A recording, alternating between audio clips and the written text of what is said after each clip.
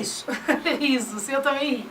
Então, eu acho que você já explicou, mas quer falar alguma coisa Não, disso? primeiro é dizer o seguinte, você fica num lugar enquanto você está se sentindo bem naquele lugar. Se Sim. você não está se sentindo bem, vai para outro lugar, né?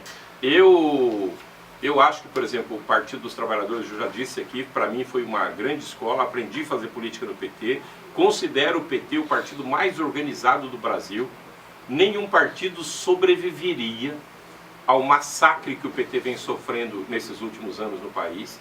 O PT pode ter inúmeros defeitos, mas tem inúmeras qualidades no sentido de organizar a sociedade, coisa que muitos outros partidos não fazem. E fui para um PDT, um partido, porque eu acho que nós precisamos consolidar nesse país essa cultura de organização partidária. E eu acho que nós vamos caminhar nessa direção. Por exemplo, 2020, doutora Márcia, não vai ter mais coligação para vereador. Cada partido vai ter que ter sua chapa completa de vereadores. Não adianta juntar 3 partidos na reta final e juntar os candidatos dos 3. Não vai ser mais assim. 2020, cada partido vai ter que ter chapa completa para disputar na Câmara Municipal. Nessa eleição agora, já vai ter uma cláusula de barreira que um partido, para continuar sobrevivendo no Brasil, ele vai ter que ter 1,5% dos votos em 9 estados brasileiros. Se ele não tiver 1,5% dos votos, ele vai perder fundo partidário e fundo eleitoral. Portanto, o partido praticamente deixa de existir. Então nós começamos a fazer uma grande mudança e precisamos avançar nessa direção. E eu escolhi o PDT, que é um partido onde combina com as minhas ideias, tem tudo a ver com as coisas que eu defendo e por isso estou lá. Ok, principalmente com o direito dos trabalhadores, é isso? Isso. Tá, a Cláudia Correia pergunta assim, a minha pergunta, como ele se sente quando passa mal e vai para um hospital de luxo e a consciência dele fica sabendo que deixou a saúde na miséria e que vai morrer sem medicação e etc. É aquela história que a gente estava falando. Tudo que a gente fala, as pessoas estão... Eu mesma cheguei a pensar isso, entendeu? Eu estou ouvindo você e vou analisar agora de outro jeito. Mas todo mundo fala isso, que você deixou a saúde nessa situação. Então... Primeiro, eu já expliquei aqui sobre essa questão da saúde. E só dizer para a Cláudia que eu defendo que a sociedade possa ter uma condição de vida, que quanto mais gente puder ter plano de saúde, é menos gente que vai depender da rede pública das cidades. Em que pese que nos últimos anos, os convênios de saúde praticamente quase não curam nada, porque na hora que a pessoa tem um problema muito grave, vai parar na rede pública de saúde, não é na rede privada. Então, primeiro, deixar muito claro, durante a minha gestão, lógico, nós fizemos e somos muito tranquilos em relação às críticas que às vezes se faz. Mas olha, a saúde era muito melhor na minha gestão do que no governo atual. Porque nós nunca tivemos funcionário reclamando a falta de materiais básicos para o atendimento, como nós estamos vendo agora. A Lívia, que é uma linda e eu amo demais, ela perguntou o seguinte, se é verdade que ele tem interesse em se candidatar para deputado e para ele pontuar as benfeitorias que acha que ele fez em Guarulhos e o que está achando desse novo prefeito. Bom, só dizer o seguinte, primeiro, eu estou num partido político que é o PDT, sou pré-candidato, ninguém é candidato ainda, eu sou pré-candidato a deputado federal pelo PDT, acho que durante o meu governo erramos bastante, mas acertamos em muitas coisas. Eu queria citar algumas coisas aqui, doutora Márcia, que às vezes as pessoas acabam esquecendo. Mas todo mundo se lembra aqui da favela Ratsuta, não lembra? Sim. Aliás, era uma favela que entrava prefeito e saía prefeito e a favela só aumentava, só crescia. Muita gente não acreditava que era possível ter uma solução para a favela Ratsuta. Nós intermediamos toda uma negociação, tiramos o pessoal da Ratsuta e o pessoal foi para apartamentos com 2 quartos, sala e cozinha. Portanto, mudamos a realidade de milhares de famílias. Quem é que não se lembra do Anita Garibaldi com reintegração de posse, onde quase 10 mil pessoas teriam que deixar suas casas? Nós intermediamos a negociação, fizemos a regularização do loteamento e o povo do Anita Garibaldi está pagando as prestações para o proprietário e evitamos a reintegração de posse que poderia ter sido uma tragédia. Aliás, como aconteceu no Pinheirinho, lá em São José dos Campos, em pleno governo do PSDB. Então, são essas diferenças que a gente precisa lembrar. E eu posso assegurar com toda tranquilidade, no meu governo, as pessoas estavam muito preocupadas em ter moradia. E nós construímos aqui no município de Guarulhos mais de 26 mil unidades habitacionais para famílias de baixa renda. Que, aliás, eu não entreguei tudo e que o atual prefeito está entregando parte das moradias que foram construídas na minha gestão. Mas a pergunta que eu faço é a seguinte: qual é a moradia nova que iniciou no governo do Guti?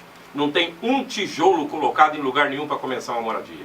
Então todas as moradias entregues até agora pelo governo Guti é da gestão. Tudo feito da minha gestão, não tem nada novo. Só que o estoque vai acabar. Daqui a pouco termina de entregar as que eu... E aí não começou nada novo, não vai ter nada para entregar no futuro. Então eu acho que em Guarulhos, se tem um programa que a gente não poderia parar de forma nenhuma, é construção de moradia. Porque aqui tem muita gente que mora em área de risco, que mora em beira de córrego, e eu sempre digo para as pessoas, ninguém foi morar numa beira de córrego porque gosta, foi morar lá, sabe por quê? Porque foi o único meio que ela encontrou de poder ter o feijão e o arroz dentro de casa e não ter que pagar aluguel. Então, nós temos que enfrentar isso de cabeça erguida. E na minha época, você se lembra muito bem, sempre que tinha alguma ordem de despejo para tirar as famílias, o município era o principal defensor do povo. A gente ia lá, sentava com o juiz, com o promotor, dialogava, buscava o entendimento. Sabe por quê? Porque para nós, a função principal de um governante é defender e preservar a vida do seu povo. E se tiver qualquer solução que a pessoa tenha que sair do local, ele só pode sair de um local se ele puder ir para o melhor. Por isso que hoje, qual é o pânico que tem na cidade? Comunicaram reintegração de posse num monte de lugar. E esse povo vai sair daí e vai para onde? São mais de 60 mil famílias. Para onde é que vai morar esse povo? Então, se tem problema, nós precisamos enfrentar o problema de cabeça erguida. E eu sempre dizia isso nos processos que a gente conduzia. Quando você tem um problema que a pessoa tem que sair de um local, tem que chegar e tem que apresentar um plano de moradia e dizer: o município de Guarulhos se compromete a fazer isso daqui para poder tirar essa família, por exemplo, que está numa área verde. Lógico, a área verde precisa ser preservada, até porque houve um desmatamento muito grande em tudo quanto é canto desse país. Mas o que a gente não pode é deixar uma família no meio da rua, em pânico, como está acontecendo hoje. Bom, nós temos 10 minutos e tem que dar tempo. O Gilmar Loredo, que eu também gosto, um grande beijo no seu coração, meu querido.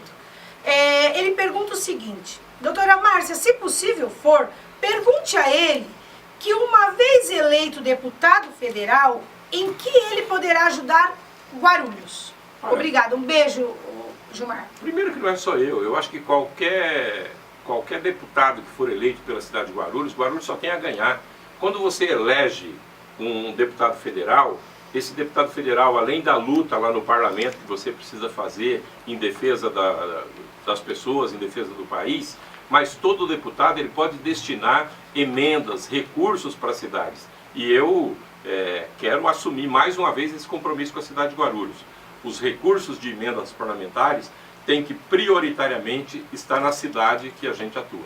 Gente, se por acaso não der tempo dele responder tudo, porque eu vi que 1 hora é pouco, com certeza, vou ter que aumentar. Com certeza ele vai respondendo, ele vai entrar lá depois e responder a cada um. Perguntaram sobre o trem. Quer fazer algum comentário rápido sobre o trem? Eu vou fazer um pequeno comentário. Você lembra quando eu inaugurei a rodoviária do Parque Secap? Eu apanhei pra caramba, porque um monte de jornais aqui dessa cidade disseram: olha, um elefante branco, onde já se viu fazer uma rodoviária nesse lugar? Sabe por que nós fizemos uma rodoviária naquele lugar? Porque o plano diretor de mobilidade urbana do estado de São Paulo já dizia lá naquela época que o trem ia chegar no aeroporto. Ora, se o trem estava previsto para um dia chegar ali, a rodoviária não poderia ser construída em outro lugar. Por isso que ela foi lá no Parque Secap, e por isso que vai ter uma ligação, uma passarela, direto da rodoviária até a estação do trem. Agora, com todo respeito. E a obra do trem? Foi na sua gestão ou foi... A grande maioria dela na minha Foi na gestão. sua, né? Na minha gestão. E fizemos todo o esforço para que o trem chegasse, em que pese o meu desapontamento com o governo do estado, porque para mim essa cidade aqui merecia ter o metrô chegando, passando pelo centro de Guarulhos e indo até o aeroporto. E aí a gente tem um exemplo muito prático, que é o metrô Tucuruvi. O metrô Tucuruvi está a menos de 5 quilômetros da Vila Galvão. O metrô Tucuruvi chegando até a cidade de Guarulhos, quantos carros vão deixar de entrar no município de São Paulo todos os dias? Porque a pessoa vai lá, vai deixar o carro no estacionamento e vai seguir de metrô. Agora, com todo respeito ao trem, o trem chegou a Guarulhos, mas olha, ele não atende nem Guarulhos, porque ele chegou só no Parque Secap, e nem atende o aeroporto, porque infeliz do cara que descer lá, porque não consegue chegar até o terminal do aeroporto. Então, ali eu acho que é um projeto que ainda precisa muito ajuste do governo do estado de São Paulo. E na nossa opinião, e nós trabalhamos isso enquanto prefeito, esse trem que chegou até o aeroporto, ele só faz sentido se ele passar pelo São João, descer pelo Presidente Dutra e chegar no Bom Sucesso. Aí sim ele faz sentido para a cidade de Guarulhos. Enquanto isso não acontecer, o governo do estado está devendo para a cidade. Ok, muito bem colocado. Bom, rapidinho, o Gabriel, que é um amor de pessoa, ele perguntou dos jovens. Ele é um jovem de 20 anos e ele perguntou, na verdade ele está insatisfeito, ele quer saber por que ninguém faz nada para o jovem nessa cidade. E após o seu mandato, ele fala assim, eu tenho uma pergunta, após o mandato dele, como ele enxerga os jovens guarulhenses? Olha, infelizmente nós estamos perdendo equipamentos para a juventude. Ah, peraí um minutinho. Ele fala o seguinte, ó, que a cidade de Guarulhos é a cidade do aeroporto internacional. Todos os turistas que batem aqui vão para outro lugar. Ninguém fica em Guarulhos. Durante o tempo dele de mandato, o que ele pode informar sobre a cultura que é bem... Mas depois, se você dá uma atenção para essa pergunta... Tá, eu dou atenção, mas é só importante a gente mostrar o seguinte. Não é bem verdade que as pessoas que vêm para o aeroporto vão tudo para São Paulo. Guarulhos, até um tempo atrás, não tinha bons restaurantes, não tinha uma rede hoteleira. Hoje, boa parte dos passageiros do aeroporto já preferem ficar no município de Guarulhos, vão para São Paulo tratar dos seus negócios, voltam para cá, ficam nos nossos hotéis e daqui vão para o aeroporto. Então, eu acho que isso melhorou bastante nos últimos anos. Agora, quanto a políticas para a juventude, ele tem razão. No meu governo, nós criamos uma coordenadoria da juventude para debater, para discutir política com a juventude. Nós precisamos de mais espaços culturais.